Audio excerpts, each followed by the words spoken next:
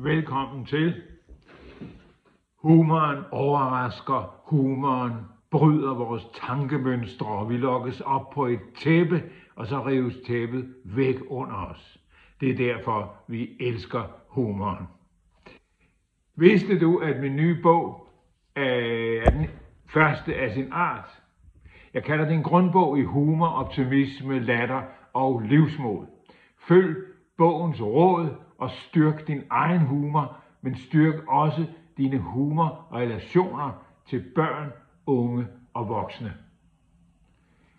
Bogens humorfaglighed og forskning illustreres med over 200 vitser og komiske hændelser.